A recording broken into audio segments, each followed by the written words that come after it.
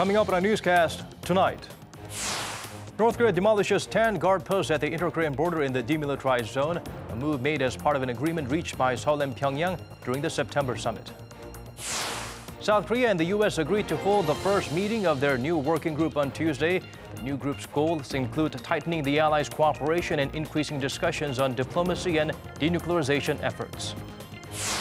South Korea's top office is pushing for stern measures to fight corruption, meeting with various agencies dedicated to anti-graft efforts. President Moon Jaein highlights the need for steady and effective anti-corruption policies and that government should take the first step. News Center begins now.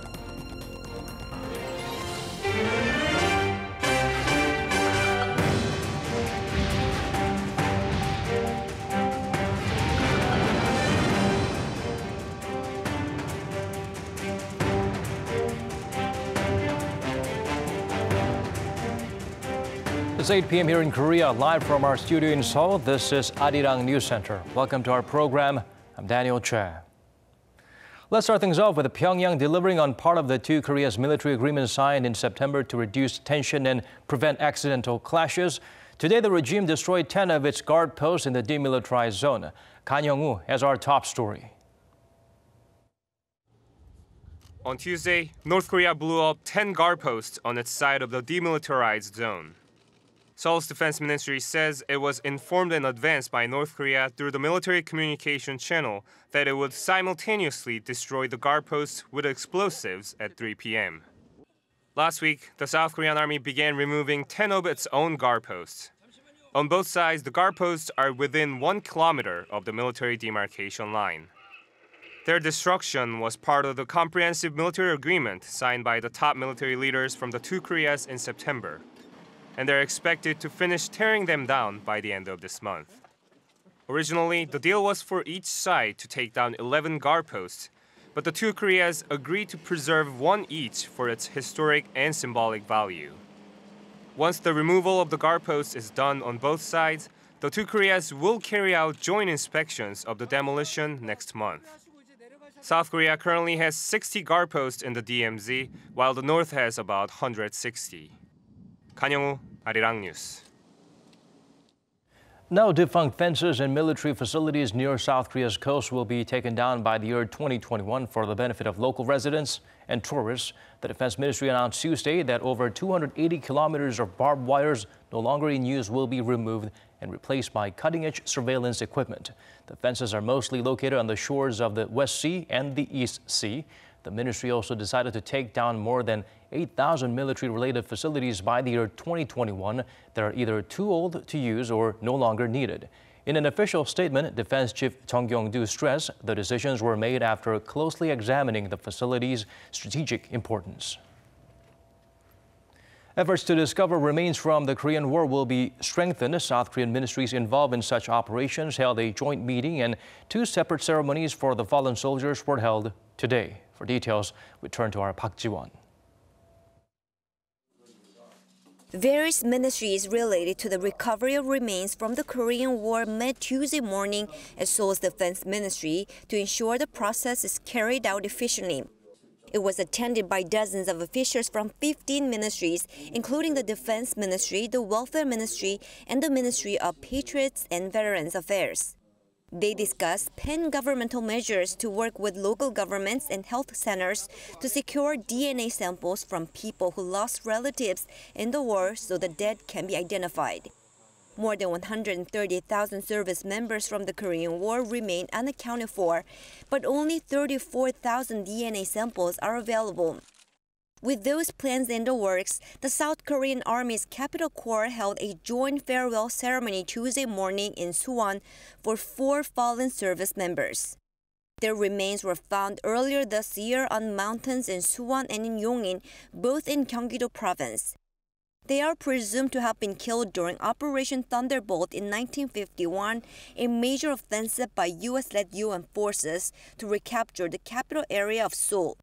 The commander of the Capital Corps said in his address that the South Korean Army will never forget their sacrifices and patriotism and will maintain the utmost military readiness to preserve freedom and peace on the peninsula. Meanwhile, another ceremony was held Tuesday at Yongsan Garrison in Seoul to commemorate the return of the remains of a soldier presumed to have been killed in the Korean War fighting under the U.S.-led UN command. The ceremony was hosted by the commander of the UN Command and U.S. Forces Korea, General Robert Abrams, who said in his address that it is a solemn obligation to find those who went missing during the war, to identify them, return them to their loved ones, and to remember their noble sacrifices. The remains are believed to be of an American soldier from the 32nd Regiment of the U.S. 7th Infantry Division who was killed in a battle in April 1951. His remains were found in eastern Gangwon-do province last year and will be sent to Hawaii for further identification. Park Ji-won, Arirang News. The nation's unification ministry will try to arrange schedules related to inter-Korean railways and roads after seeing how the discussions go among the two Koreas and the U.S. Seoul and Pyongyang originally planned to hold a groundbreaking ceremony late this month or early next month after jointly checking the eastern and western railways and roads. But it seems South Korea decided to take it slower on cross-border economic cooperation so that it goes hand in hand with the denuclearization process. Meanwhile, Seoul's unification minister Cho Myung-gyun highlighted at a forum on the same day that North Korea cannot achieve the level of economic development it wants without making progress on denuclearization, adding the South has clarified that fact in every instance of inter-Korean dialogue. Seoul's top nuke envoy is in Washington to meet his American counterpart. The two sides are to launch a working group to improve coordination in efforts to deal with Pyongyang. All this comes amid stalled denuclearization talks between North Korea and the U.S. and reports of the regime's continued missile development. Lee Ji-won tells us more. South Korea's Foreign Affairs Ministry has announced that the new working group between South Korea and the U.S. will be launched in Washington on Tuesday afternoon local time. After Special Representative Lee Do-hun held a meeting with Stephen Biegun on Monday, Seoul and Washington agreed to hold the first meeting of their new working group on Tuesday. This comes about a month after the U.S. State Department announced the formation of a new Seoul-Washington working group headed by South Korea's Special Representative for Korean Peninsula Peace and Security Affairs Lee Do-hun and U.S. Special Representative for North Korea Stephen Biegun. The new group aims to further tighten the allies' cooperation and increase discussion on diplomacy, denuclearization efforts, the implementation of UN sanctions, and ways in which the two Koreas can work together within the framework of such sanctions. A senior South Korean official at the ministry told reporters on Tuesday that officials from Seoul's National Security Office and the Unification Ministry are to join Lee in the first meeting, but he added that members of the group will constantly change depending on the agenda. On the agenda for the first meeting, the official said the inter-Korean project to link and modernize railways and roads of South and North Korea will be discussed. The two Koreas initially planned to hold a groundbreaking ceremony late this month or early next month after together checking the eastern and western railways and roads. But the work hasn't started yet, allegedly due to differing views from the U.S. Developments on the high-level talks between Pyongyang and Washington that were postponed earlier in the month will also be discussed on Tuesday. Lee Ji-won, Arirang News.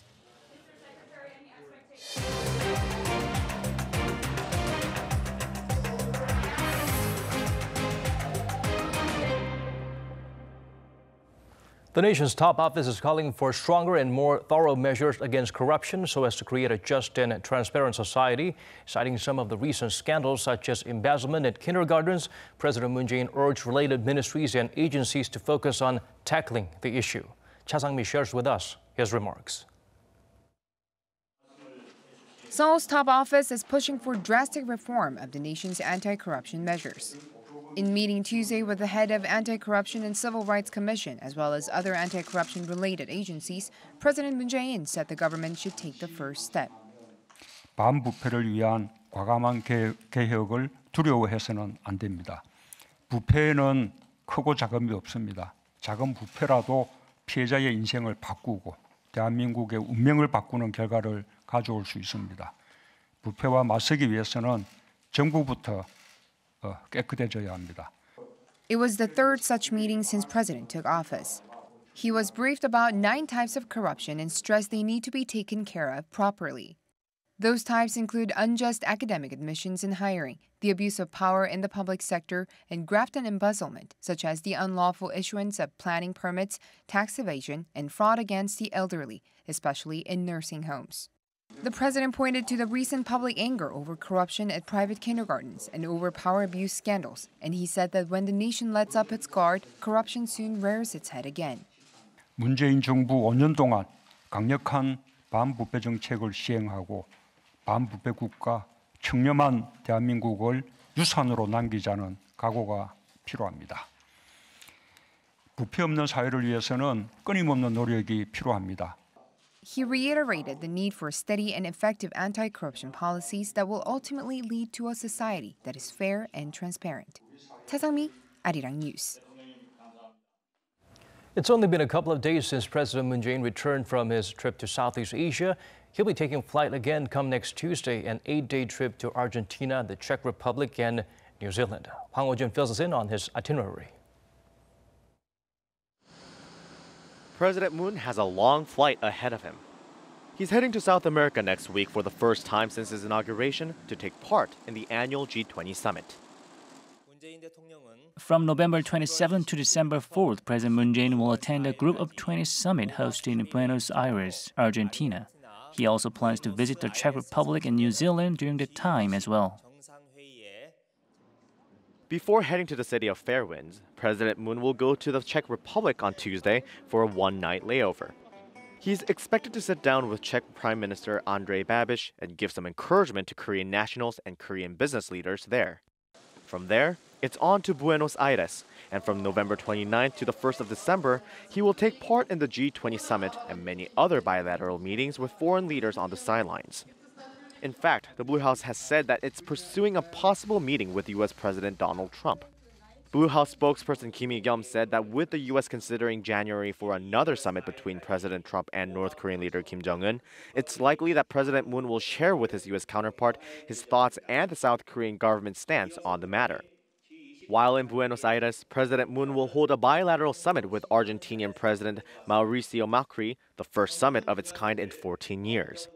And on the final leg of his trip, President Moon will make a 3-day state visit to New Zealand from December 2nd to the 4th, where he will attend a summit with Prime Minister Jacinda Ardern and a meeting with Governor General Patsy Reddy. Which will most likely be the South Korean president's last foreign tour this year.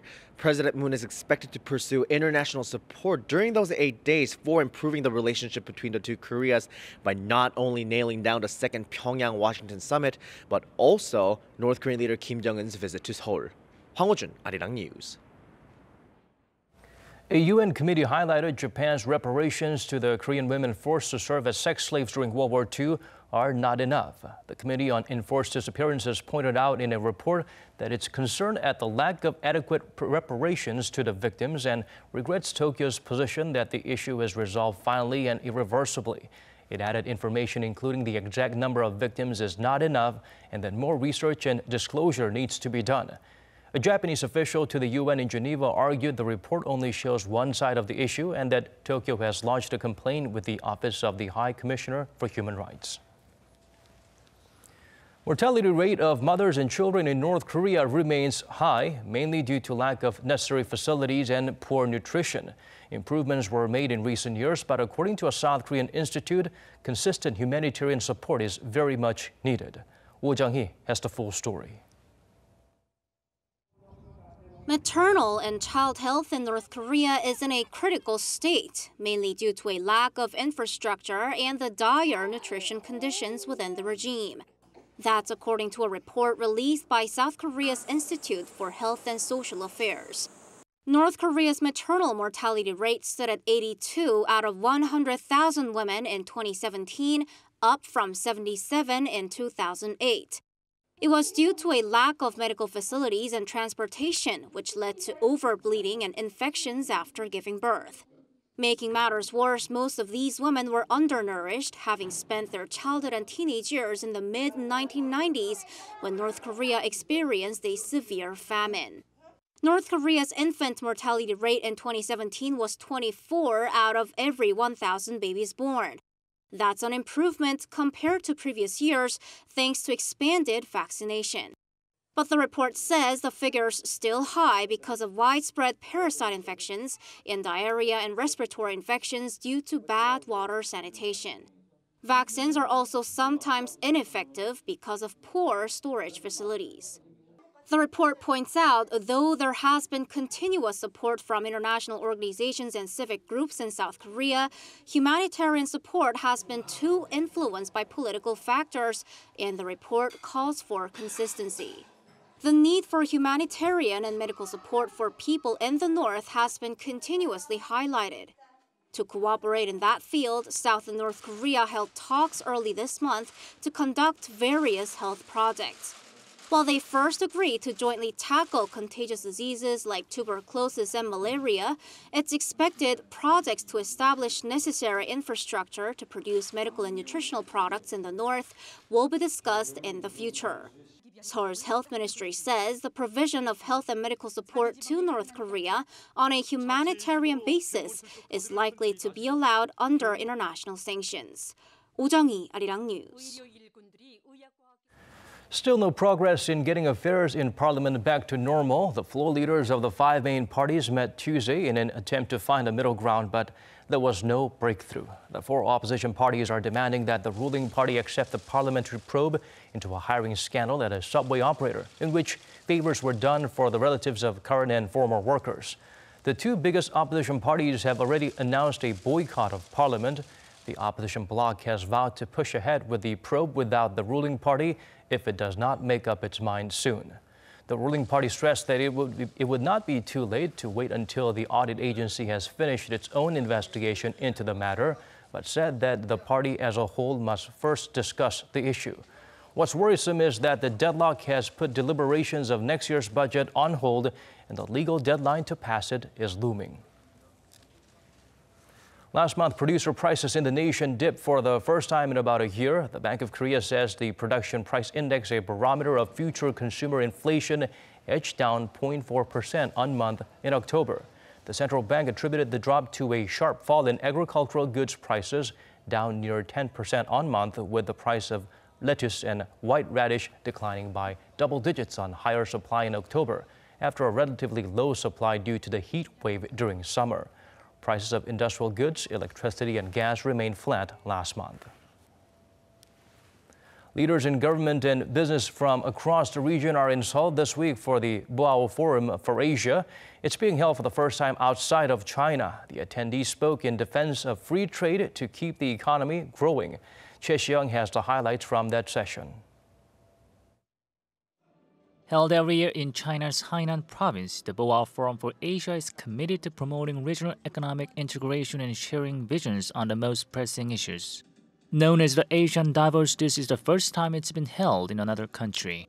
The theme this year is an open and innovative Asia.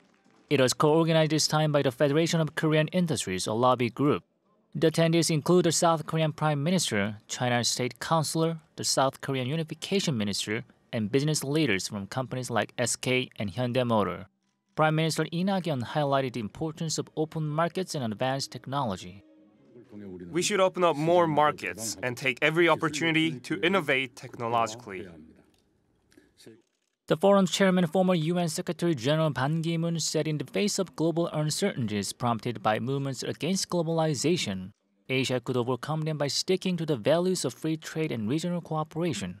Another topic was the need to work more on technology to boost efficiency in the manufacturing sector. Choi Seong, Arirang News. Seoul's finance chief expressed hopes for the nation's economic team and the presidential staff for policy cooperating on issues like innovative growth. At an economic-related ministers' meeting on Tuesday, Kim Dong-yeon said the meeting was the first chance for the ministers and President Moon's newly appointed chief of staff for policy, Kim Soo-hyun, to meet and discuss economic issues. The minister, who is set to be replaced by Hong Nam-gi as part of a cabinet reshuffle, emphasized the importance of continuously supporting innovative companies, adding such efforts can foster economic growth and boost employment. Last year, Beijing imposed a ban on tours to South Korea, a move seen as a retaliatory measure following Seoul's deployment of a new missile defense system. Even though that ban is still not fully lifted, Korea's duty-free shops are seeing record sales this year. Won Jung-hwan provides a closer look. South Korean duty-free shops saw their sales increase, despite China's continued curbs on group tours to the country. According to data compiled by the Korea Duty-Free Shops Association, duty-free sales reached an all-time high in the January to September period of this year. The total revenue for duty-free shops nationwide reached a whopping $12.9 billion over the first 9 months of the year, exceeding the $12.8 billion posted for the whole of 2017. And the total revenue for October was over $1.4 billion, the sixth largest monthly revenue in history.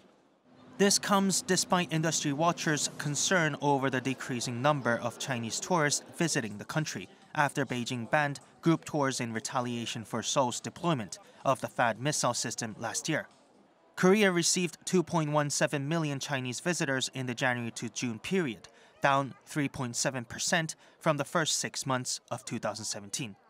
However, experts say the robust duty-free sales came as individual Chinese vendors who buy duty-free goods then resell them to others have been on a shopping spree in South Korea recently, offsetting the damage from the ban on group tours. Local duty-free shops are anticipating strong performances down the road once Beijing eases its economic retaliation against Seoul. Won Jung-hwan, Arirang News.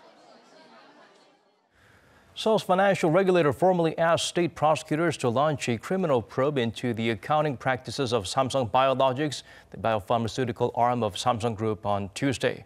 This comes after the Securities and Futures Commission suspended trading of Samsung Biologics shares on the benchmark Kospi last week for intentionally breaching accounting standards. The company is also subject to punitive examination for delisting. The regulator argued Samsung Biologics had inflated its value by nearly $4 billion in 2015 by changing the method used to calculate its majority stake in Samsung Bioepis, its unlisted partner. Samsung has denied any wrongdoing. A recent survey shows South Koreans rated their life satisfaction as 6.6 out of 10. The scores were dragged down mainly by concerns over employment, health, and old age. Seo Bo-bin breaks down the discouraging digits for us. South Koreans' biggest worry is employment, and the thing they desire the most is an environment free from pollution and fine dust. According to a survey of 1,000 people over 20 years old by the Korea Institute for Health and Social Affairs, employment was Koreans' top concern. 36% of respondents mentioned employment as their biggest worry. It was followed by physical and mental health with 17%, retirement with 15%, and children's education with 7%.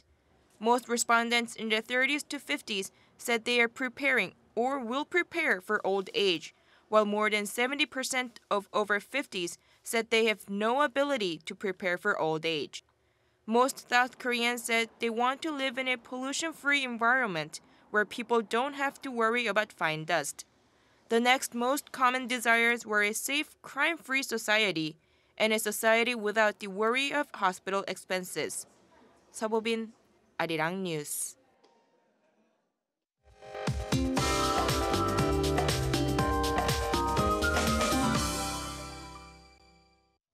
Time to turn to Michelle Bach at the Weather Center for the updates you need.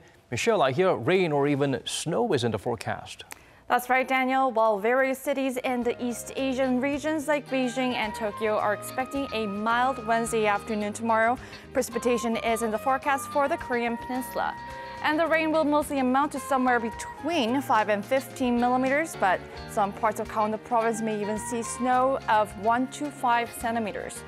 However, the central region can expect a warm start of the day, with Seoul kicking off to 5 degrees Celsius tomorrow. Meanwhile, Daegu and Gyeongju will be colder at 2 and 1 degrees respectively. And Seoul's afternoon high is going to be lower than today's at 8 degrees, and while regions down south will see warmer readings up to the mid-teens. Now, with a cold front affecting the peninsula directly, the mercury will drop further, while freezing conditions will intensify through the week. I'll leave you with the weather conditions around the world.